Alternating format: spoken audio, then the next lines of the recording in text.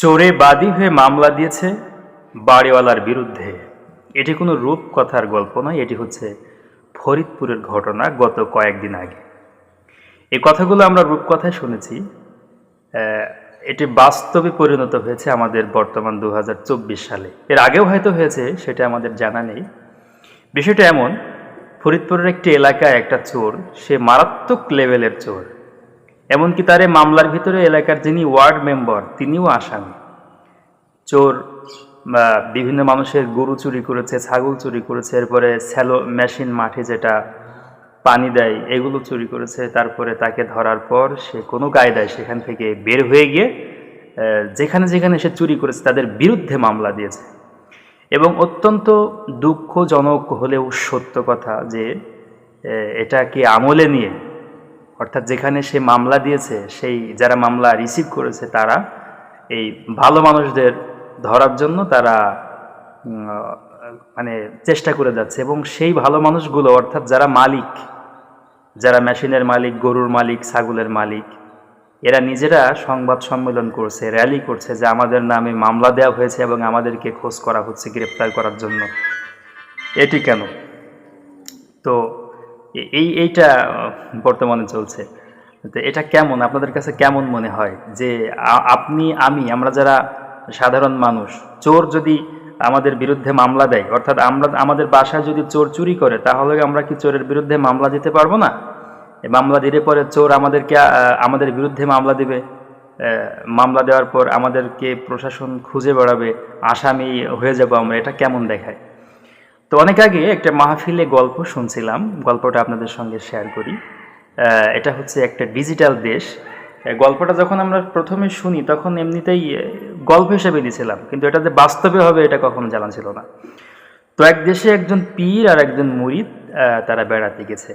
তো যাওয়ার পরে দেখা গেল যে সেই দেশে গোস্তের দাম 1 টাকা কেজি, দুধের দাম 1 টাকা কেজি, এরপরে আলুর দাম 1 টাকা কেজি, বেগুনের দাম 1 টাকা কেজি, মূলার দাম 1 টাকা কেজি, অর্থাৎ আপনি যাই কিনবেন না কোনো সব 1 টাকা কেজি। তখন পীর সাহেবের যিনি খলিফা তিনি বলছেন যে হুজুর, আমি এই দেশে থাকবো, এদেশে সব কিছুর দাম কম, 1 টাকা, প্রতিদিন আমি 1 টাকা দিয়ে দুধ কিনবো, ঘি কিনবো, আর খেয়ে খেয়ে মোটা হয়ে যাব। তখন পীর সাহেব বলছেন যে খবিস, যে দেশে সব কিছুর দাম একই লেভেলে থাকে সেই দেশে কখনো ইনসাফ প্রতিষ্ঠিত থাকে না, আইনের শাসন সে দেশে থাকে না, এদেশে থাকা যাবে না। চোর বলছে হুজুর, আপনি যাই বলুন না কেন, আমি এই দেশ ছেড়ে যাবই না। তখন পীর সাহেব চলে গেলেন, মুরিদ খবিস বোঝে না তো, সে যায়নি। না যে সে প্রতিদিন 1 টাকা কেজি ঘি খায়, খেয়ে খেয়ে খেয়ে খেয়ে বিশাল মোটা হয়ে গেছে। তো একবার সেই দেশে এই ফরিদপুরের মতো করে 2 চোর চুরি করতে যায় শীত কেটে। চুরি করতে গিয়ে এক চোর দেয়াল চাপা পড়ে মারা যায়। এক চোর মারা গেছে, আর যে চোর জীবিত সেই চোর গিয়ে সেই বাড়িওয়ালার বিরুদ্ধে মামলা দায়ের করে। যে বাড়িওয়ালা, সে এত বড় নির্বোধ, দেওয়ালটা সুন্দর করে মজবুত করে তৈরি করেনি। যদি মজবুত করে তৈরি করতো তাহলে আমরা চুরি করে নিরাপদে বাসায় ফিরতে পারতাম, চুরি করে নিরাপদে বাসায় ফিরতে পারতাম। তো চোর, আমার এক চোর মারা গেল, চোর ভাই, চোর মারা যে দেশের একটা অপূরণীয় ক্ষতি হয়ে গেল। তো এই বাড়িওয়ালার বিচার চাই, কারণ সে মজবুত করে দেওয়াল তৈরি করেনি কেন। তো বাড়িওয়ালাকে গ্রেপ্তার করা হয়েছে যে আপনি মজবুত করে দেয়াল তৈরি করেননি, আপনি সুন্দর করে দেয়াল তৈরি করলে তো আর চোর মারা যেত না। চোর দেশের একজন নাগরিক, বলিষ্ঠ নাগরিক, সে একটা সুন্দর পেশায় নিয়োজিত সে ব্যক্তি মারা গেল, আপনার জেল হবে। তখন তিনি বলছেন কাঠগড়ায় দাঁড়িয়ে যে আমার কি দোষ, দেওয়ালটা আমি তৈরি করিনি, দেওয়াল তৈরি করেছে মিস্ত্রি। তো মিস্ত্রিকে ডাকেন। সঙ্গে সঙ্গে বাড়িওয়ালা বেকসুর খালাস। মিস্ত্রিকে ডাকা হয়েছে যে আপনি কি দেয়াল তৈরি করেছেন, আপনার তো ফাঁসি হবে। মিস্ত্রি বলছে আমার কি দোষ, আমি কি ওই মশলাকে আমি মাখাই, সিমেন্ট বালি এগুলো তো আমি মাখাই না, কে মাখায় তো আমার ওই যে যুগালি, অর্থাৎ মিস্ত্রির হেল্পার। এই হেল্পারকে ডাকা হয়েছে। হেল্পার বলছে আমার তো কোনো দোষ না, আমি কি করব, ওই যে আমি ঠিকই মাখিয়েছিলাম, কিন্তু ওই যে রাজার যে হাতি আছে না, ওই হাতিতে পানি দৌড়িয়ে এসে পানি ফেলে দিয়েছে, এই যার কারণে মশলা পাতলা হয়েছে আর দেওয়াল হালকা হয়েছে। তো হাতিকে তো আর গ্রেপ্তার করা যায় না। হাতির যিনি মাহুত, হাতির রাখাল, রাখালকে ডাকা হয়েছে। রাখালকে বলা হচ্ছে তোর হাতিকে সুন্দর করে দেখে রাখতে পারিস না কেন? তোর হাতি এই যে পানি ফেলে দিয়েছে, পানি ফেলার কারণে দেওয়াল হালকা হয়েছে, অর্থাৎ মশলা সুন্দর করে মাখানো হয়নি, যার কারণে চোর মারা গেছে একটা দেশের নাগরিক, তোর ফাঁসি হবে। তো এখন ওর তো কোনো কিছু বলার নেই, কারণ সে একজন সাধারণ মানুষ, রাখাল। তার তো টাকা নেই যে সে তার যারা উকিল ধরার মতো টাকা পয়সা তার তো ছিল না, তখন তার ফাঁসি হবে। তো ফাঁসির আগে ট্রায়াল দিতে হবে। তখন গলার ভিতরে যখন দড়ি পরানো হয়েছে তখন দেখা যাচ্ছে ও তো রাখাল, না খেয়ে খেয়ে শুকিয়ে শুটকো হয়ে গেছে। ফাঁসির দড়ি মোটা, গলা চিকন, ফাঁসির রায় কার্যকর আর হচ্ছে না। তখন জরুরি মিটিং কল করা হয়েছে যে একটা বিচারের রায় কার্যকর করা হবে, কিন্তু এই যে ফাঁসির দড়ি মোটা, গলা চিকন আসামির কি করা যায়? তখন জরুরি কলের মিটিংয়ে সিদ্ধান্ত করা হয়েছে যে তাহলে দেশের মধ্যে যার গলা মোটা তাকে ফাঁসি দিতে হবে। সব নির্বোধ। ঠিক আছে, এবার যেখানেই মানুষ দেখেন সেখানেই দড়ি নিয়ে যে মাপা শুরু করে। মানুষ ভাবে কি ব্যাপার, শুধু মাপে কেন?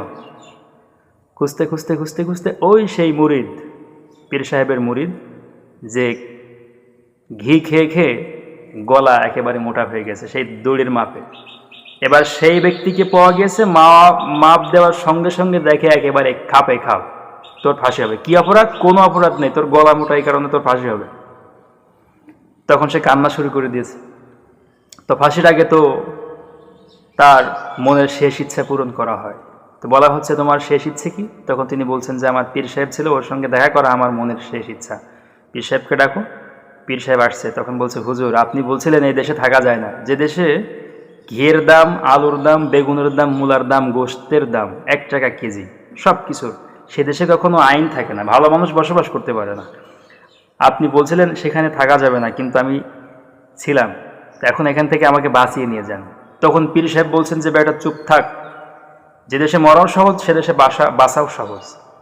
তুই বলবি যে ফাঁসি আমাকে দিন, আর আমি বলবো ফাঁসি আমাকে দিন, তারপরে বাকিটা দেখা যাবে। তো যখন ফাঁসি দেওয়া হচ্ছে তখন পীর সাহেব তিনি হম্বিতম্বি মেরে এসে বলছেন, আই রাখো, যদি আজকে এই ফাঁসির দড়িতে ঝুলে কেউ মারা যায় সেটা হচ্ছে আমি, আমাকে ফাঁসি দেওয়া হোক। মুরিদ বলছে না আমাকে ফাঁসি দেওয়া হোক, পীর বলছে না আমাকে ফাঁসি দেওয়া হোক। রাজামশাই তখন বলছে খামোশ, মরার জন্য হুজুরের এত পাগল কেন? হুজুর আপনি কেন মরতে চান? হুজুর বলছে যে মরতে চাই এই কারণে যে আমি রাত্রেবেলা মোরাকাবা করে দেখলাম যে এই ফাঁসির দড়িতে যে মারা যাবে, আজকে এই ফাঁসির দড়িতে যে মারা যাবে, এই মরার সঙ্গে সঙ্গে জান্নাতে যাবে। তখন রাজামশাই বলছে যে জীবনে কত অকাম কুকাম করলাম, মরার পরে জান্নাতে যাওয়ার, জান্নাত চাই আমি, কিন্তু জান্নাতে যাওয়ার মতো কোনো আমল আমি করিনি। যদি এই ফাঁসির দড়িতে মরার কারণে জান্নাত হয় তাহলে ফাঁসির দড়িতে আমার গলার উপরে দাও।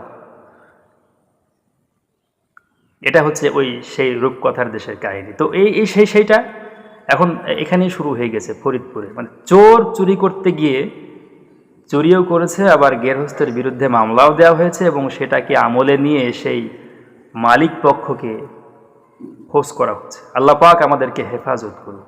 আল্লাহ পাক সকল রকম কালো ছায়া থেকে আমাদের দেশের যারা সরল মানুষ, নিরপরাধ মানুষ, সাধারণ মানুষ, যারা নিজেরা খেটে খায়, কারো কাছে হাত পাতে না, নিজেরা কাজকর্ম করে খেতে চায়, তাদেরকে আল্লাহ পাক হেফাজত করুক এবং এই দেশের প্রতি আল্লাহ পাক শান্তি দান করুক।